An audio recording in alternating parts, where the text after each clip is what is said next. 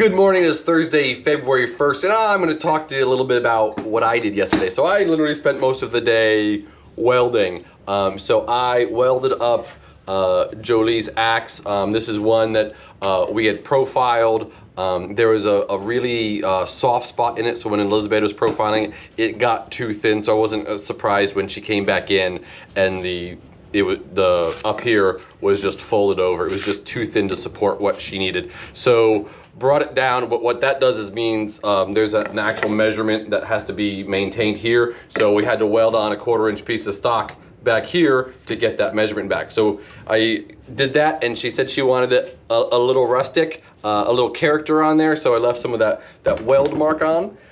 Also done yesterday, I got the next hog splitter welded up. So I textured this because if you remember, this is a hog splitter that Josh was working on. So this is all textured, so I textured all of this as well. And now I am working on the fitting of this lovely lignum vitae handle. I do have a spacer made for the back. I already have the pommel made for the back, but in getting the fitment right, it's a little thin, so now I need to make a spacer for the front as well. So I will start my day off by making a spacer for that, trying to get it all completed. If we can get it in stock today, that'd be really cool. Then I'm going to talk about one other thing. So if you've followed us, you'll know that we have a laser. So we're just doing the final tests of making sure we can do some of the more crazy things.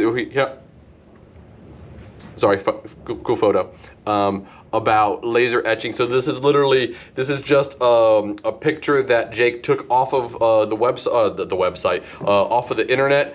Figured out what he needed to do to put it into Lightburn, which is the software for laser engraving, and boom. So we will be making an announcement literally later today that we are open for business for laser engraving in flat objects, knives, etc. We'll even be able to do some plates, but that's coming down. Our focus really is going to be knives first and foremost. So look out for that. Very exciting. I've waited for this for 7+ years, so super excited to finally have a laser that we can work and do stuff on. Oh, that's really it for me for today. So here is Daniel with what he's got going on. Hey y'all, just to get you caught up with what's going on in my world, I've got two of my Bowies, nice and hand-sanded, beautiful looking. The blue one is the textured one that I showed you I did on the flats. That is going to kind of go in that whole theme. If I can later today, I would like to get two more up to handles. One is ready, the other one I've got to buff and polish up there. And then I've definitely got to get this guy out with a sheath, just so that way I can get him to his customer who's been asking and waiting. That will be the majority of my day, as well as whatever else comes in per usual. But now, we are going to go in our favorite place with our favorite guy.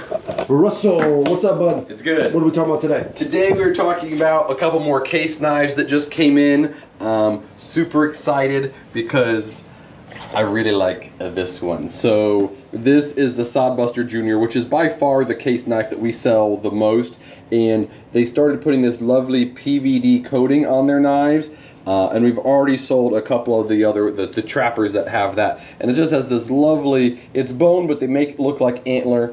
Absolutely love that. And then two more Sod Buster Jr.s. They've got a bunch of different ways that they carve handles up to make them look minutely different. And then the very classic copper, this is the mini copper lock, and this is in the yellow the synthetic, but it's like Deltran or something. I just can't pronounce it. It's too many vowels.